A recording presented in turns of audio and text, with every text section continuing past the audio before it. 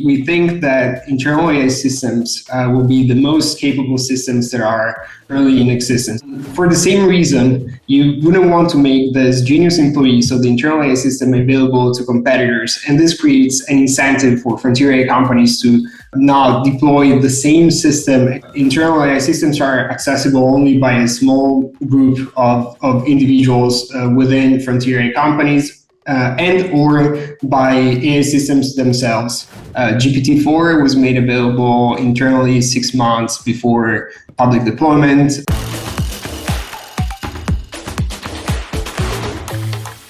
Would love to introduce our dear guest, Matteo Pistillo from Apollo Research. Today we'll be discussing the risks of superintelligence deployment, internal deployment. And considering that, all these conversations that intelligence explosion probably will happen in the next 5 years, even if not 5 years, but probably in our lifetime, it's a very important topic to think about. Thanks again, Sophia, for having me, and hello to all the BuzzRobot community. I'll start by defining internal deployment. You mentioned superintelligence. I think our scope is even though we might be marching in the direction, our scope is slightly broader. So we define internal deployment as literally making an AI system available for access and use within the developing organization. And you could imagine internal deployment concerning any type of system, so smaller systems and bigger systems alike. We are most concerned about bigger systems. So the scope of our report that you introduced concerns only frontier systems, essentially the most capable systems that are developed at the time. The motivation behind this work is that we think that internal deployment has a higher risk profile than external deployment. So internal systems could pose greater danger than systems that are publicly available and commercialized. However, at the same time, internal deployment remains largely unaddressed by any governance frameworks, both by legislation and by internal governance by frontier AI companies. I would like you to imagine internal AI systems as an incredibly good employee, a genius employee that you want to enable to work as much as they can, and whom you don't want to restrain, or at least you want to restrain to the smallest degree possible. You also want to allow this genius employee to operate with all the best possible tools and all the affordances and permissions that you can grant them. Based on this assumption, we think that internal AI systems will be the most capable systems that are early in existence. And the reason for that is that internal deployment has an incredible strategic and economic advantage, which is it enables and speeds up the most important activity within frontier AI companies, which is frontier AI research. For the same reason, you wouldn't want to make this genius employee, so the internal AI system, available to competitors. And this creates an incentive for frontier AI companies to not deploy the same system externally, because competitors would be able to rely on that system to research. You also mentioned AGI timelines.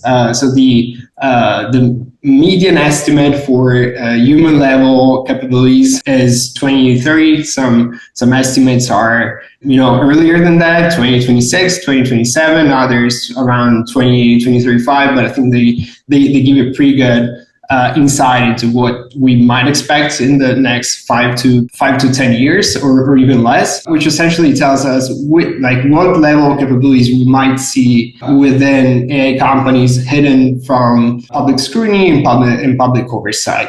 Another aspect that I think is worth stressing is the type of safeguards that are likely to be applied to internal AI systems could be lower than the safeguards that are applied to externally commercialized systems. And this is for two reasons. It's not only for because of incentives. You could say if you have less safeguards, you can essentially accomplish more. So capabilities are not disabled or restricted, and therefore the system could have better general purpose capabilities. The second reason is that the internal AI systems could be applied to the AI R&D pipeline any point in time. So before those safeguards are usually applied. I mentioned before there are two main pillars to this justification of why we think that there is a high risk profile. And the second pillar is access to the type of access and application of these internal AI systems. So compared to externally deployed AI systems where the pretty much any user can access those systems, internal AI systems are accessible only by a small group of individuals within frontier AI companies and or by AI systems themselves. This has a very big implication in terms of external oversight, because it also means that evaluators that are not in-house, so third-party experts, don't have access to cannot run evaluations on these internal AI systems. Do you think that already today AI labs have internally more powerful systems that they use to increase productivity of their researchers compared to what they release externally? So there is there is not much publicly available evidence. I think there are some early signs of this. Examples are GPT-4 was made available internally 6 months before public deployment. Another example is Voice Engine. TestGen LLM also is another example. Other indicators, I think, are the declarations by frontier AI companies CEOs on the coding capabilities of internal AI systems. So when Anthropic's CEO says that by March 2026, 90% to 100% of the code will be written by AI. I interpret that as by an internal AI system. So basically, there could be a scenario in which, let's say, we're avoiding like AGI term, but like extremely powerful AI system already created, and only like basically few people inside AI lab actually aware, but like even employees of that company might not be aware of that. Is this like... That is our assumption. So our assumption is that only smaller groups within AI companies could be aware of internal AI systems and have access to them. In the report, you mentioned this like two major risks, that either AI could be uncontrollable, and basically, as I understand, it may deceive those few individuals, like convincing them that it's safe to use it and give access to sensitive data, or it could help to gain control. Can you please elaborate on those two risks? We concentrate on two major risk scenarios. I do think that there are more risk scenarios than the one we concentrate on. So you may have noticed that we focus mostly on misalignment risks, because Apollo research focuses on loss of control via deception, strategic deception, and scheming. But you could also imagine misuse risks that derive from internal deployment. So the two risks that we concentrate on are the loss of control via the application of a misaligned system to the AI R&D pipeline. So I said before that internal systems might be under-assessed. And an example of that could be that a system is misaligned and its scheming capabilities or its misalignment is not promptly identified by evaluations. And therefore, the system ends up being applied to do internal AI research and development.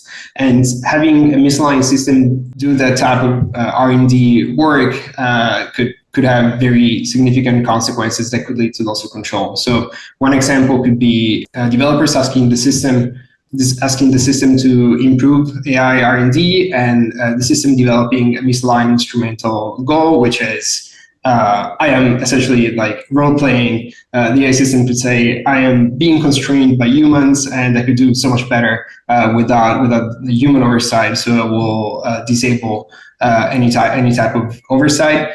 And therefore start pursuing that misaligned instrumental goal and sabotage AI safety research or alter monitoring systems to ultimately avoid detection. From what I'm saying, you might gather that we think of AI R&D as a risk catalyst, a risk amplifier. So the risk origin that we are truly concerned about is misalignment and scheming capabilities that go undetected. And once you have undetected dangerous capabilities, the application to the AI R&D pipeline just amplifies these risks. People who are running AI labs, they understand those risks, right?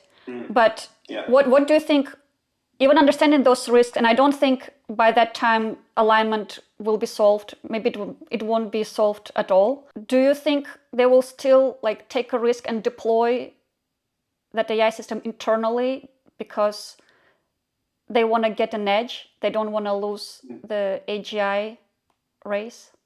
I think that that decision might not be as deliberate. Could be due to other factors. And when I say that, I think about the speed at which the like a newer AI system is deployed to do AI R&D work, and then that R&D work delivers more capabilities, and those capabilities for strategic reasons will be immediately applied to the AI R&D. And what we can imagine at some point is this loop, which we call self-reinforcing loop, that essentially moves too fast to enable human oversight. Basically, having a human in the loop would be counterproductive to to reaching newer and newer and increasing AI research. So I think that the risk there is this loop moves so fast, and we don't want to slow it down to perform evaluations thoroughly, or even like it's moving so fast that we don't sufficiently understand what is going on, that a system is misaligned, and the loop keeps going on, and at some point we have unintended consequences. I assume, I don't know, but I assume that, considering like the strategic importance of AI, in those AI labs there are already some representatives of government. Do you think once those AI systems exist and considered to be deployed, basically government, before even deployment, will be aware that something like this already exists? I'm not sure that assuming that there are government people within frontier AI companies is a correct assumption. It might be true, but there is also like no clear evidence suggesting that, and there are no clear obligations on frontier AI companies to allow government oversight. So I think that while that might be true in some scenarios, I think that it would be much safer to assume zero knowledge from governments. And instead try to provide situational awareness to governments on the internal capabilities that are developed by frontier AI systems. Because as of now, there is your question about... Is there like a way for public, what could be like potential signals for us, from the way CEOs of those labs are talking, like the way they're building their external communication? Do you think there like any way public could get a signal that they already have something?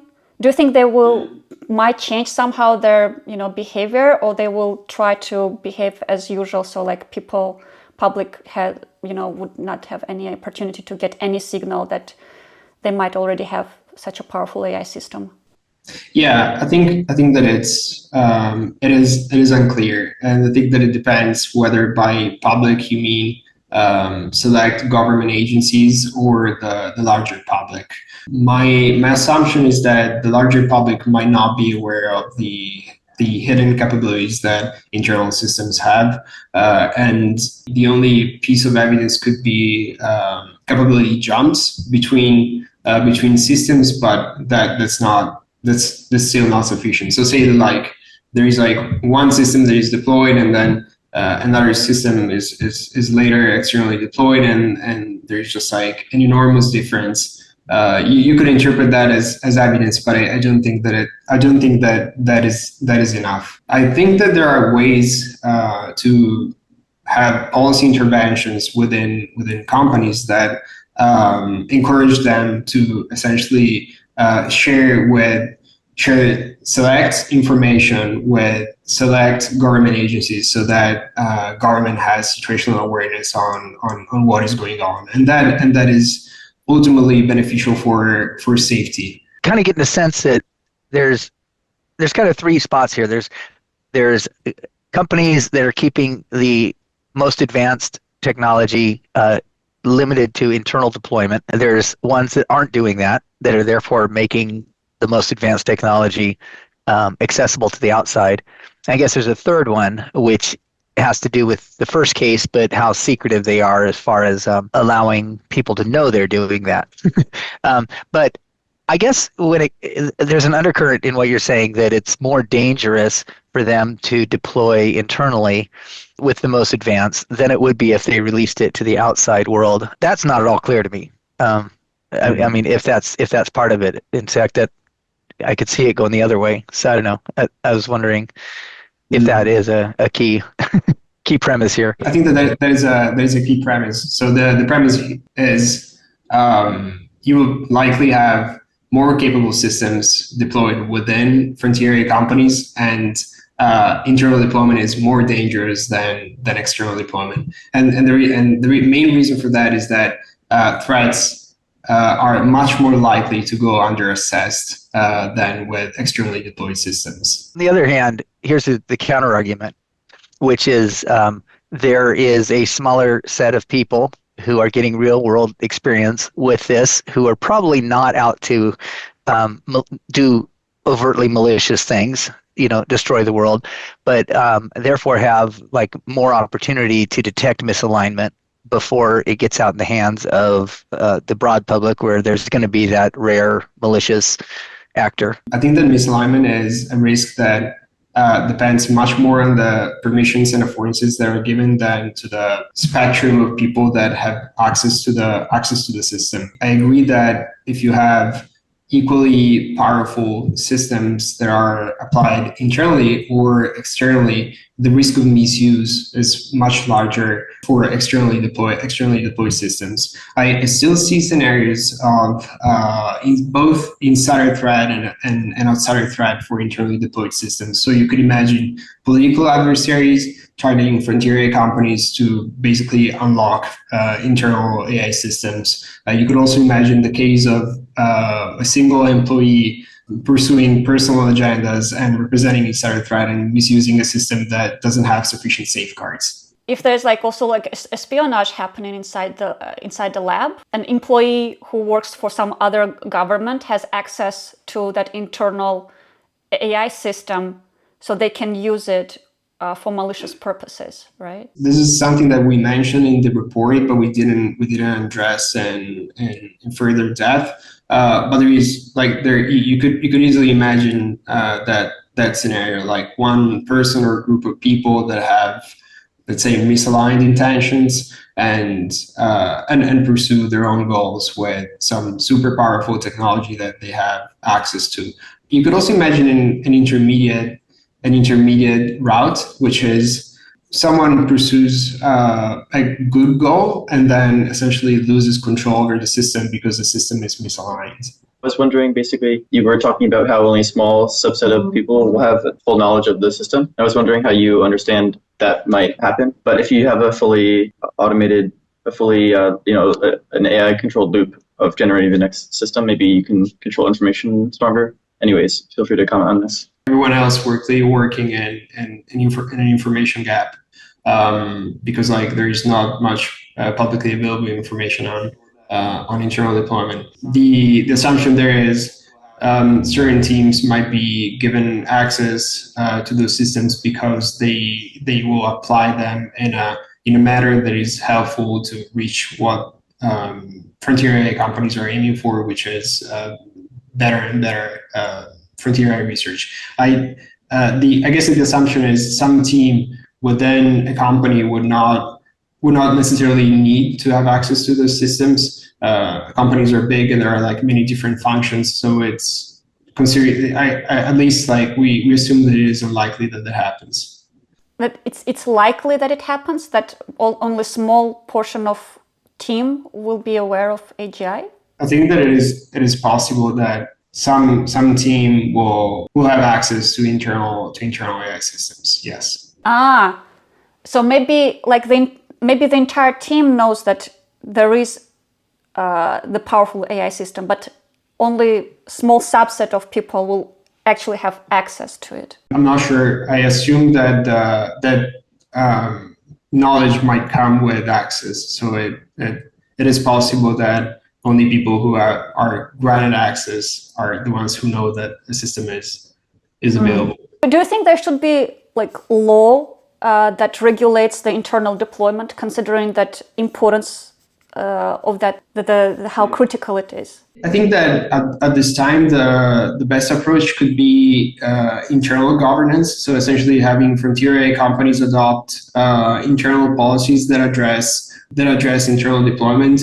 And more specifically, I think that using the if-then policies that are like responsible scaling policies could already accomplish a lot. So, and it is a much leaner and faster approach than going through legislation.